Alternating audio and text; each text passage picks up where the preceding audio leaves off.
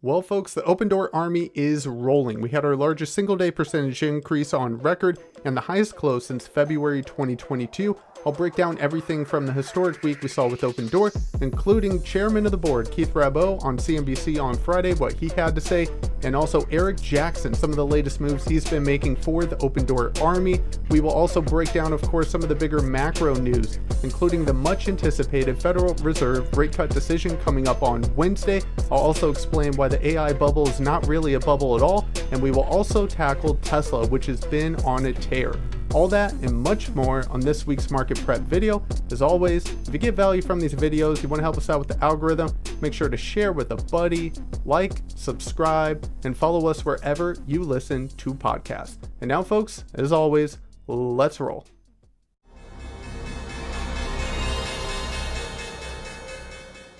I'm Brandon. Welcome back to Stonkcast, the market show for the average Joe. Whether you're a diamond-handed degenerate or a more conservative swing trader or investor, we've got you covered. If you'd like to support the channel beyond liking and subscribing, make sure to check the links in the description. All right, folks, it's time for the market prep video yet again. And of course, we got to lead off with the most captivating story in the market right now, Opendoor Technologies. What a historic week we saw for Opendoor. We got the new CEO announcement. We got a new chairman of the board in Keith Rabois and Eric Wu, the old CEO for Opendoor, coming back on the board. And we had a ripper of a day on Thursday. So let's kick it off with that. First of all, this article from Barron's, Opendoor stock soars 80% as co-founders return, while the Open Army is snapping up shares. So Opendoor Technologies named Shopify's chief operating officer Kaz Nechitan as its new CEO and reappointed co-founders Keith Rabois and Eric Wu to the board. Opendoor shares soared 80% to $10.52 on Thursday, its largest single-day percentage increase on record and its highest close since February 24th of 2022, according to Dow Jones market data. So this is pretty insane. If anyone was paying attention on Thursday, it just went up and up and up. The volume was there, the buying was there, and clearly the market reacted positively to this new CEO appointment. This article continues, Rabois, an outspoken venture capital investor at Coleslaw Ventures, will serve as chairman. Wu was Opendoor CEO until 2022. As part of the appointments, Opendoor also entered into securities purchase agreements with Coleslaw Ventures and Wu for them to invest $40 million of equity capital into the company. So Opendoor stock has skyrocketed since the retail investing frenzy began in mid-July, with shares rising more than 1,000% over the last 2 months. Shares briefly traded above $30 a piece after Opendoor went public in late 2020, but the stock cratered over the next few years as the housing market stagnated. So you had Keith Rabois on CNBC on Friday. He said, quote, literally there was only one choice for the job, Kaz. He is a proven executive with a founder's brain. He is the right leader to unlock Opendoor's unique data and assets as we build on Opendoor's original mission, now enhanced as an AI-first company. Nechitan faces an uphill battle. As a public company, Opendoor has never posted a net profit over a fiscal year. An analyst polled by FactSet project losses of $234 million this year and $208 million in 2026. Revenue, meanwhile, is projected to total $4.05 billion this year, down from $15.6 billion in 2022. Now, the interesting thing about this, the new chief executive has a nominal salary of $1. That's right, you heard that correctly. He is getting paid $1 to be CEO and is ineligible for annual bonuses, but will receive 2 equity awards that could total up to 81.8 million shares of common stock, depending on Opendoor's average stock price over time.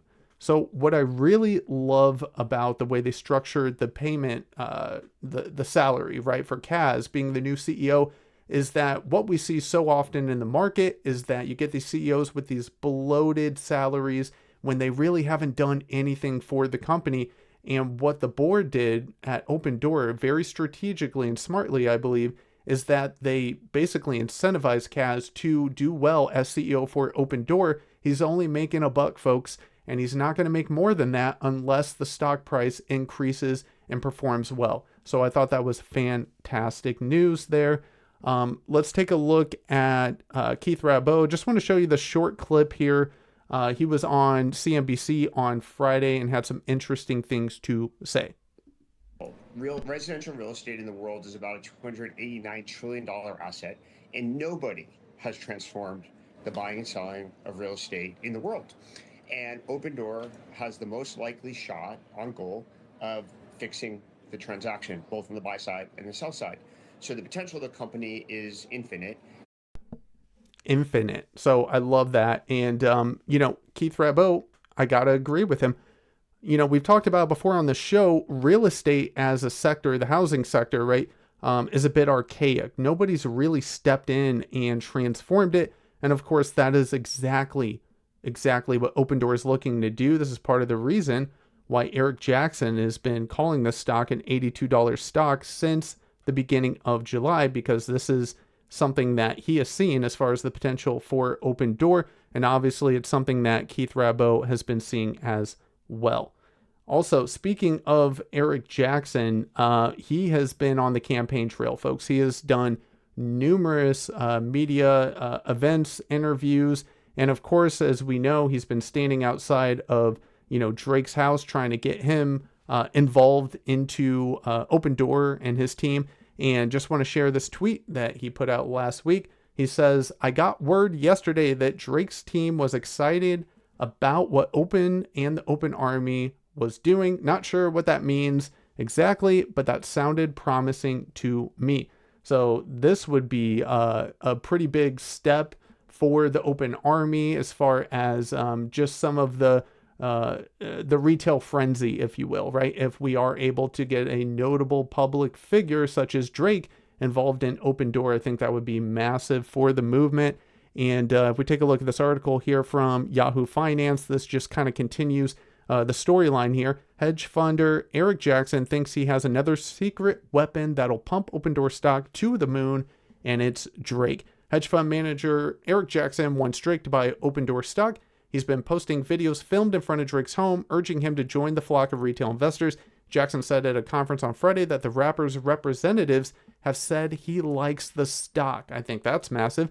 Hedge fund boss Eric Jackson already has some wins under his belt as he crusades for a turnaround at Opendoor that he says will send the stock skyrocketing. Old CEO out. Check. The founders rejoining the board. Check. Now he thinks there's another catalyst that'll drive shares to the moon. Celebrity investors, specifically buy-in from Canada's most famous rapper. The founder of VMJ Capital, Jackson, has risen to hero status among retail investors since a post detailing his bullish thesis on X kicked off a 1,500% rally over the summer in Opendoor. So at a conference on Friday, Jackson hinted that Drake might be one of the secret ingredients to keep the party going. So, I mean, look, if you're involved in Opendoor right now, you really couldn't ask for more. This decentralized hive mind, as Anthony Pompliano loves to put it, that is the retail community, all these individual investors coming together with really the same goal in mind for Opendoor, which is transforming the company, have accomplished a ton. Kerry Wheeler stepped down due to retail pressure about a month ago, and the board nailed the new CEO pick with Kaz coming over from Shopify. Some of the bigger companies out there like Barron's, have labeled it as Opendoor, quote, snagging Shopify COO. So clearly they view it as a big win for the Opendoor community, the Opendoor investors. You get Keith Rabois and Eric Wu coming back onto the board, injecting some of that original founder philosophy back into the company. And then you got Eric Jackson doing his thing. He is the champion for the retail community. I don't care what anyone says. Nobody's putting in more work right now than Eric Jackson. He's all over the country. He's all over X. He's pushing Open.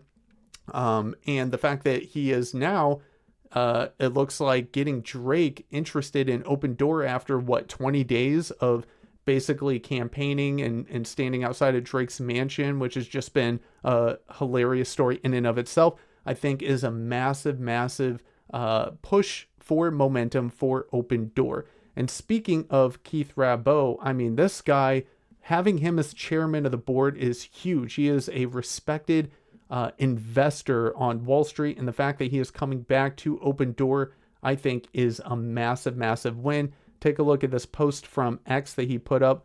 Last time I was on the board, we had a $12 to $16 billion market cap. Please short. He is, tempting the shorts to, go ahead and pile in. If you think the stock is going to crater, go ahead, because the last time I was on the board, our market cap was 12 to 16 billion, and right now it's currently sitting at around 6 billion. So I love to see it. I love the energy that we're seeing with Opendoor, and really, I think we're just going to continue this way as we continue to, get some bullish news that continues to come out. The fact that you got Kaz being CEO, he starts on Monday. I'm very excited to see what he's going to bring to the table, what his ideas are for how we can turn this around. Keith Rabois was saying on CNBC he thinks the company is a bit bloated as far as employment. Sounds like they want to cut back some of that. They don't believe they need all the employees that they have right now to run the company. So making the balance sheet a bit leaner is a great thing. So we'll see what happens there. And let's take a look at the chart for Opendoor. Again, a historic day that we saw on Thursday, up over 80%, fresh off that CEO news. You love to see it. And Friday, this is expected, right? Like, stocks don't just go up. Of course, after an 80% day, you got some profit taking here. So this was expected as far as I'm concerned. We were down 13% on Friday, but as you can tell very clearly here from a larger time frame here on the daily chart, we are looking very, very good. And as far as the RSI, especially after Thursday, it looked a bit concerning to me. We were sitting at 82, but with the profit taking we saw on Friday, we are now sitting at 70. So just take a minute and think about that. We talk about the RSI a lot on this channel. The fact that we're sitting at a 70 and the stock price is at $9 is massive. I mean, we had an RSI that was sitting at 94 back when the stock was, basically around $3. So it just goes to show you just the insane momentum that the stock has had over the past couple months.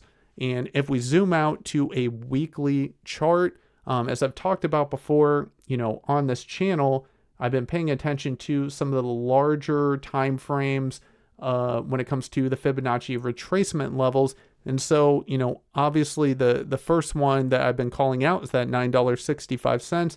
And we are right around that area right now. We broke through it on Thursday, gave it back on Friday, but we are right there, folks. As far as the next level that I'm paying attention to, right, on a larger time frame, $15.30.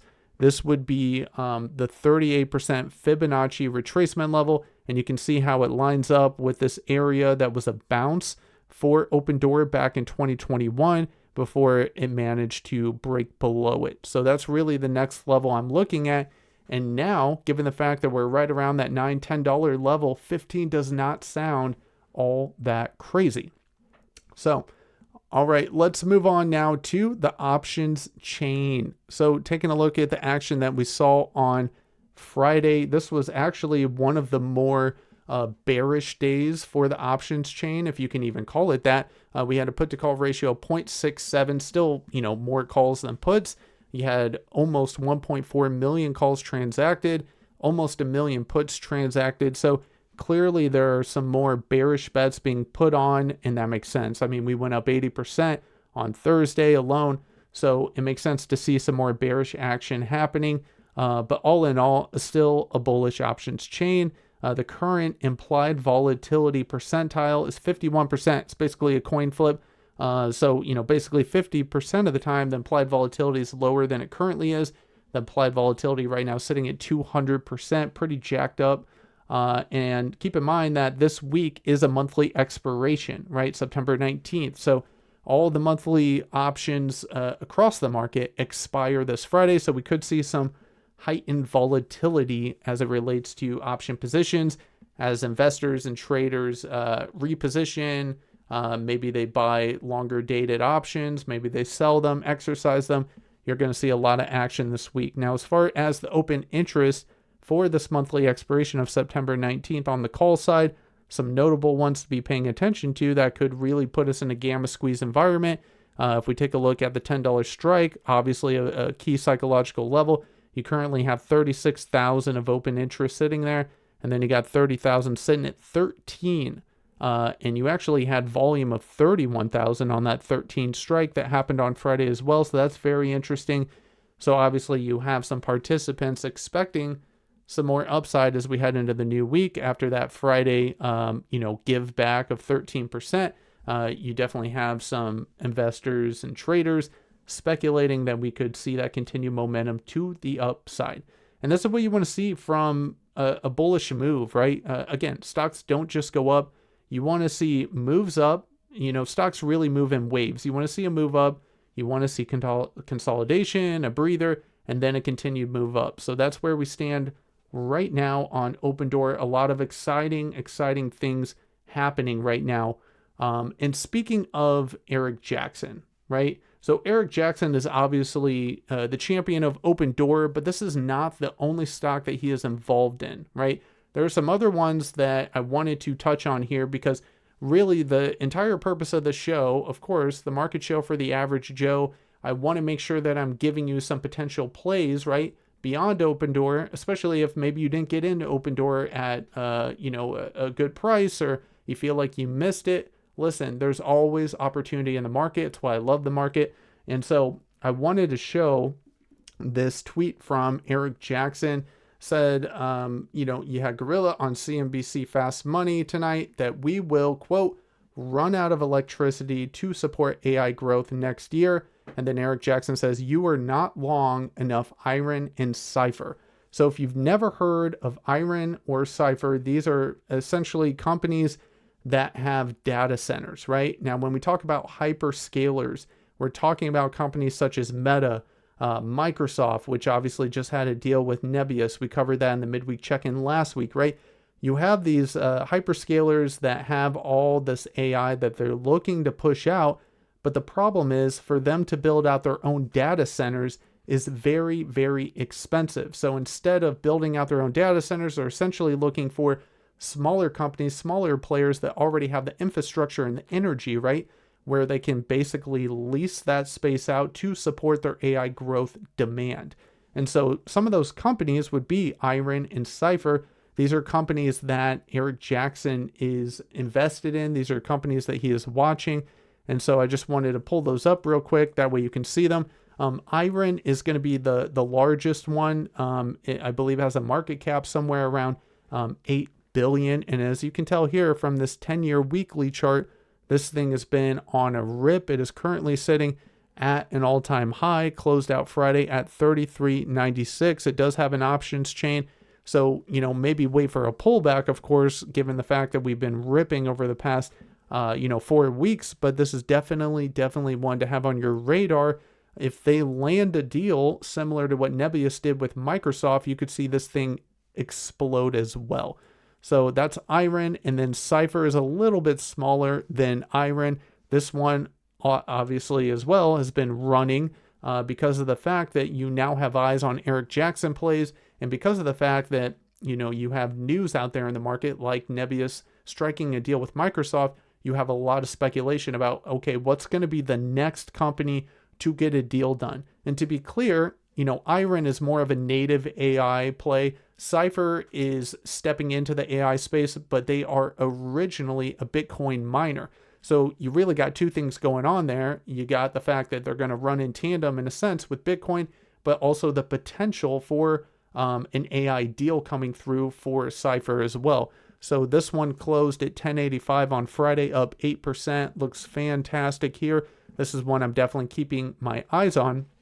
And then there's another one that is a little less known and one that I actually invested in on Friday. So this piece out on X from Joe Hill. So he says, if you like high-powered computing plays, AI Bitcoin miner plays like CIFR and IREN, then you really need to take a closer look at BITF, Bitfarms. It is the most undervalued play in the game, and it's up over 100% since late June, and no one is talking about it. You really need to talk to the CEO. So this was a very interesting post that I saw, and given the fact that we're seeing such a push right now with AI and companies like CIFR and IREN and Nebius getting a deal, it very, very much was on the radar for me. And so, I just want to show you the chart for that right now for those on YouTube. So this is Bitfarms, right? Now, out of the three, CIFR, IREN, and Bitfarms, this is the smallest one. It has a market cap just above $1 billion, right? So very, very small. This is also, obviously, given the name, a Bitcoin miner that's moving into the AI side of things because they have the infrastructure for that, right? So again, similar to CIFR, this is really running in tandem on two parts here. You got the crypto side of things. It's correlated to Bitcoin, of course. So as Bitcoin moves up or down, it's going to have some impact on Bitfarms. But in addition to that, you do have speculation about whether or not they're going to land an AI deal. And so I bought some calls on this on Friday, 750 strikes expiring in January. I'm already up over 100% on those, which is great. And I also bought some shares on it as well. I do believe that, you could see a pretty big move in this, not even to mention the fact that if we see Bitcoin melt up the rest of the year, which I believe there's a high probability of that, given the fact that we are in a risk-on environment. You got the AI thing going on. You got the Federal Reserve beginning quantitative easing. I think Bitfarms is positioned in a very good way to see some bullish upside. So I just wanted to put that on your radar. All three of these, CIFR, IREN, Bitfarms, they all have options chains if you feel like the price is too expensive. But, obviously this isn't financial advice, but I just want to put these on your radar as plays that Eric Jackson is also involved in that could be getting a sympathy play at the very least, right, from Opendoor, if not more, as it relates to anything AI. All right. Let's move on now to some of the larger indices. Let's take a look at, first of all, the S&P 500 and see how we closed out the previous week. So as of right now, if we take a look at the S&P 500 on Friday, we closed at 6584. We did hit a new all-time high. We touched 6,600, which is just insane. And of course, I've been laying out my Fibonacci extension levels, right? Because we are at all-time highs on the S&P. And so really some of the next levels I'm paying attention to is going to be 6658. That would be the 78% extension level from the April tariff lows. And then beyond that, I'm looking at a hair below 7,000, sitting at 6,900. That would be a 100% extension level. And as of right now, again, given the fact that we got quantitative easing right around the corner from Jerome Powell and the Fed, I think it's very likely that we hit that before year end. That's kind of my best guess. Let's do a quick check-in on the NASDAQ via the Qs ETF, the tech-heavy NASDAQ. We closed out at a new all-time high on Friday as well. Surprise, surprise, hitting 586 on this one. And as far as next levels for this, I'm paying attention to a bit more aggressive, but I'm looking at 650 as my first target on this. So, I might be looking at some calls on the Qs, especially after we get the rate decision on Wednesday. But I could easily see us hitting 650 over the next, I would say next couple of months. Let's do a quick check-in on IWM. So the small caps, which are obviously going to benefit from some of that quantitative easing that we got coming right around the corner. And you can see that really we've just been grinding up since those April lows. Small caps were lagging the S&P and the Qs, but now they're catching up. You got this high on IWM of 244.98, and we are creeping right up to it, folks. Currently sitting at 238.34. That's where we closed on Friday. Let's do a quick check-in on the VIX to see where the VIX is sitting at. And again, we're sitting at 5-month lows on the VIX, currently sitting at 14 on the VIX, so you love to see it. All right, and also let's do a quick check-in on Bitcoin. And at time of recording, we're down about 0.4%, currently sitting at 115,568 on Bitcoin. As far as the next levels I'm paying attention to on this, based off of those April tariff lows, some Fibonacci extension levels, since we are close to all-time highs, I am looking at 132,306 as my first target on Bitcoin. But you can see ever since basically the end of August, we found some support right around 108 on Bitcoin, and now we are grinding back up. And, pending any bearish news, I would expect with the Federal Reserve cutting rates that we continue to see bullish action in Bitcoin and breaking that 124 high. So that's what we got for the major indices. Now, let's move on to some macro news. So first of all, I want to take a look at Investors Business Daily. This is the big picture here. The stock market mostly fell Friday, but the NASDAQ composite hit fresh heights. The latest Federal Open Market Committee decision on interest rates and more U.S.-China trade talks are now due. So the S&P 500 ended the day with a slim decline of 0.1%. The benchmark index turned in its fifth weekly increase in the last 6 and is up 1.9% for the month. Decliners outnumbered advancers almost 2-1 on both the New York Stock Exchange and NASDAQ. However, volume was lighter on both exchanges. Stocks remain near highs, but indices mostly slipped Friday after the University of Michigan survey of consumer sentiment for September showed a reading of 55.4. This was much lower than economists' consensus expectations of 58 and the prior reading of 58.2. It follows a week in which the latest producer price index data came in much cooler than expected, while the consumer price index reading for August was mostly in line with expectations. It sets the stage for a rate cut when the Federal Open Market Committee concludes on Wednesday. A trim of at least 25 basis points is certain, according to the CME FedWatch tool. As ever, the post-meeting comments from Fed Chair Jerome Powell could also move the market as well. So, obviously, we got a big week ahead with the Federal Reserve meeting on Wednesday. That is the biggest thing, right? And as you know, Investor Business Daily just said from that article that I read, the market is baking in a 25 basis point cut. There have been some rumors out there that we could get 50. I highly, highly doubt it. But at the very least, we're looking at 25. And I think for the course of the remainder of the year, we can easily say that we're going to be looking at 75 basis point cut in total, I would say. You got September, October, nothing in November, and then another meeting in December, right? So you got 3 rate decisions. Unless something crazy happens with the job market, which has been kind of soft based off some of the data we've been getting over the previous weeks, I don't anticipate any of those months being a 50 basis point cut. But hey, I'm not a fortune teller. Things could change. But as of right now, the market is definitely baking in 25 basis point cut. All right, let's move on to some AI news. So this from Barron. So I've mentioned in previous episodes, some people have had fears that we're kind of in an AI bubble. I thought this was an interesting piece from Barron's, basically saying that, hey, you know what? This is different than the tech bubble of the late 90s. And this is not, in fact, anything close to, what we would expect for, any kind of AI bubble. So this article says AI stocks are driving this market rally, why it's not a dot-com bubble repeat. So baggy jeans are back in fashion. South Park is dominating headlines, and there are worries about a technology bubble. This might sound like we have stepped back in time to the late 1990s, but hold off panicking after an AI bust just for now. So as soon as Oracle gave the AI trade a boost with its unexpected $455 billion order backlog, the doubts began. A major part of the contracted business appears to be linked to a cloud computing deal with ChatGPT developer OpenAI, on the hook for tens of billions in annual spending while still losing money itself. So still comparisons to the dot-com bubble missed the mark. Some might have doubts about Oracle, but it is hardly alone in its confidence. Google said this week its own cloud computing business has a $106 billion backlog, while Microsoft struck a deal worth up to $19.4 billion to get more capacity with cloud company Nebius. Those indicate current demand, not hopeful forecasts. So I think that's a very significant point that Barron's lays out in this article here.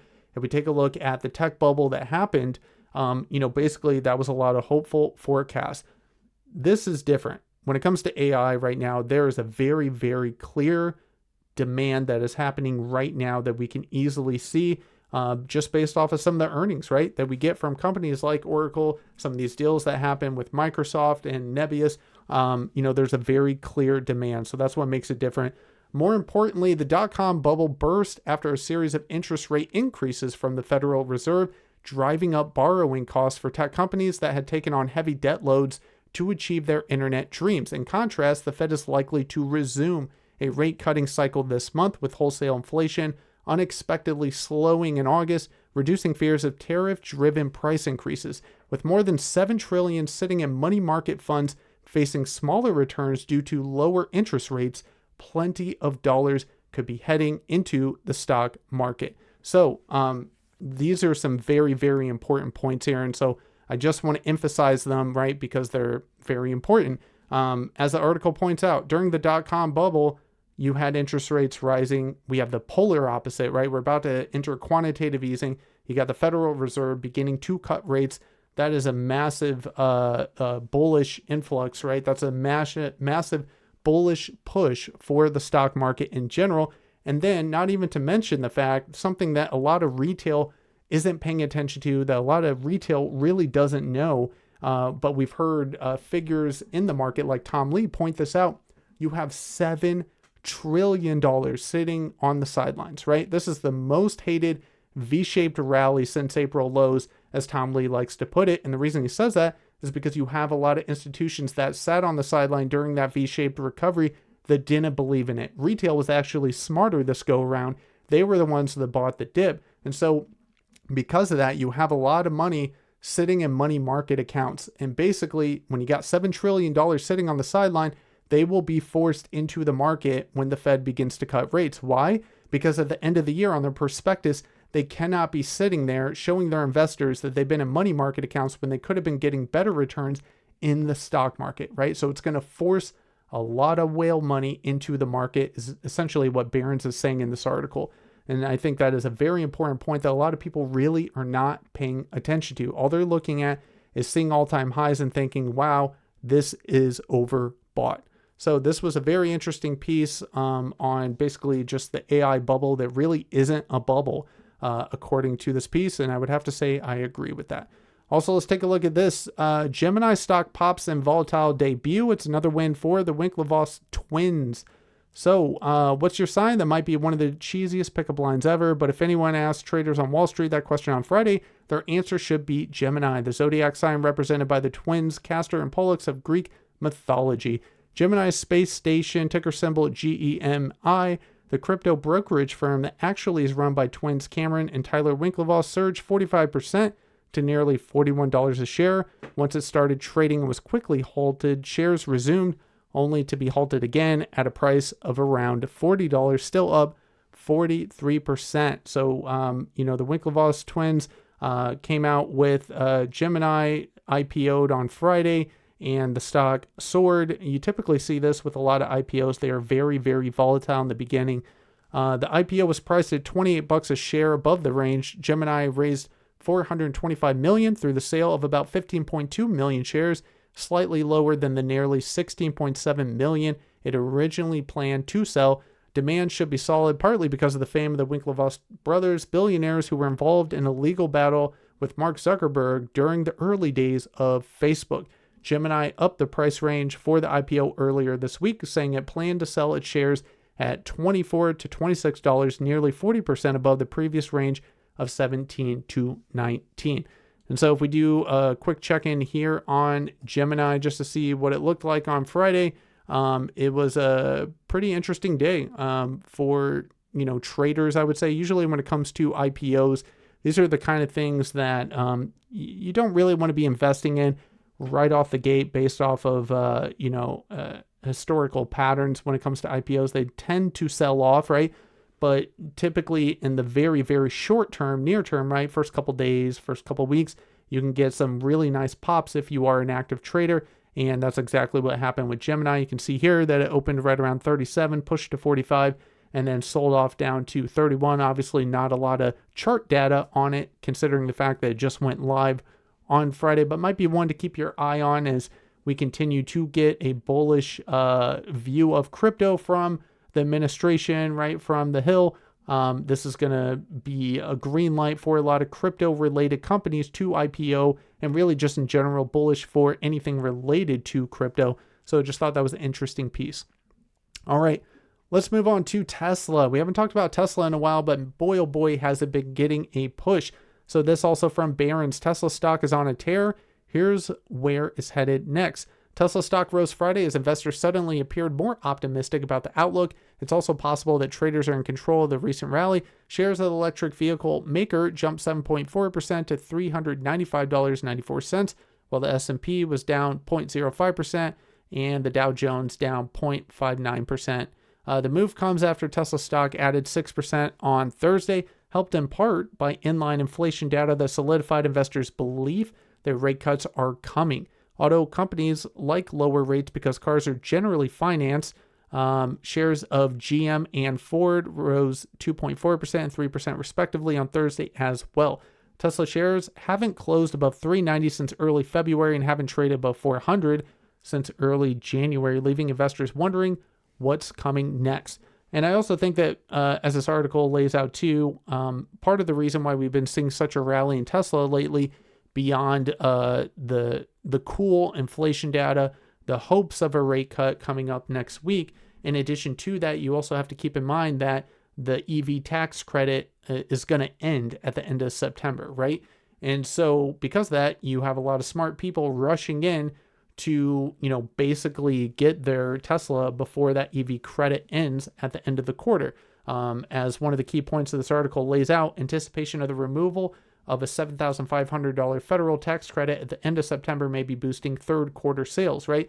So I think some traders, investors might be anticipating some beats on Wall Street as it relates to Tesla earnings coming up here soon because of the fact that you have so many people rushing in, right, in order to, basically get that EV credit before it disappears. And if we just take a look at the chart of Tesla, as of right now, you can see very clearly Thursday and Friday, a very nice breakout for Tesla. This thing has been on a tear towards the end of the week. And just from a technical standpoint, right, taking a look at some of the fib levels on Tesla, we did crack above the 38% retracement level on Friday. So that's a pretty green signal there. I would be looking at next levels. Key psychological level, of course, of 400. Looks like we're probably going to smash through that. And then 423, that's the next price level I would be paying attention to, which is the 23% Fibonacci retracement level on Tesla. Of course, you got that 52-week high of 488.54 that happened back in December.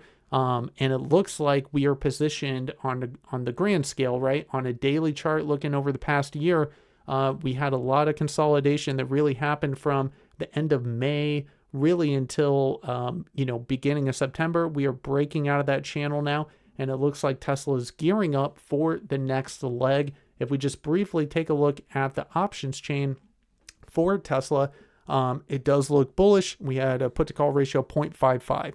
So you had 4.2 million calls transacted on Friday versus 2.3 million puts. And so as of right now, I would say I'm bullish on Tesla. It is a higher price stock. Obviously, it's no Opendoor, right, as it relates to the options chain or just simply buying shares. So I would be entertaining a play in the options market on Tesla. Might be looking at some calls on Tesla that expire next month, right? The October 17th monthlies. I'll be looking at that as we head into the beginning of the week. All right, let's move on to the economic calendar. So taking a look at what we got coming up this week, we got core retail sales coming out on Tuesday, September 16th. That's going to be a great look at the consumer. We want to see if that's holding up. We got a forecast of 0.3% for month over month for August for core retail sales. And then Wednesday, September 17th, of course, is the doozy, folks. We're going to get Daddy Powell and the Fed giving their rate cut decision. That's going to be 2 p.m. Eastern on September 17th. We are expecting a 25 basis point cut. And then maybe more importantly is going to be Jerome Powell's press conference at 2:30 p.m. Eastern. We want to see if he gives a dovish tone, a hawkish tone, indifferent tone, right? Traders and investors should be paying attention to that. And then Thursday, September 18th, initial jobless claims come out at 8:30 a.m. Eastern, and then Philadelphia Fed Manufacturing Index as well. Let's do a quick check-in on earnings via Earnings Hub for the week of September 15th. Not a lot going on. We got General Mills reporting before the bell on Wednesday, and then on Thursday, you got FedEx after the close and also Lennar. So if you're an Opendoor investor, you probably want to be paying attention to the earnings for Lennar. As I pointed out in a previous episode, this is a company that Warren Buffett bought up a bunch of, right? He's anticipating a thawing, if you will, of the real estate market, of the housing sector. And Lennar is a company that would be a great insight into the direction of the housing sector. So this could be of benefit to Opendoor indirectly. All right. So that's what we got on this jam-packed market prep video. A lot going on. Looking forward to seeing what Opendoor can do this week. See if we can find a floor around that $9 level. Just as a quick technical point, the next Fibonacci level on Opendoor would be right around 825. That would be the 23% Fibonacci retracement level. So if we do break below 9, I would expect a bounce right around that 825, 830-ish range on Opendoor before we curl up. So, not financial advice, but if you're looking for a place to get in or an optimal place to maybe buy some options, you might want to be paying attention to those levels. I know I will be. Let's see what happens with the Federal Reserve. Let's see what the tone is from Jerome Powell. If we get this 25 basis point cut, which it seems like we most likely will, let's see what path he lays forward as far as the dot plot for the remainder of the year to see what other rate cuts we could be looking at. Definitely appreciate all the support this channel has been getting. We've been blowing up over the past couple months. I love the comments. Keep them coming. Let me know what you'd like us to cover here on this channel. Make sure to check out our merch that we just dropped last week. Very excited about that and the things to come. Again, appreciate the support. Make sure to like, subscribe, follow us wherever you listen to podcasts. And folks, as always, remember, plan the trade and trade the plan. Have a good one.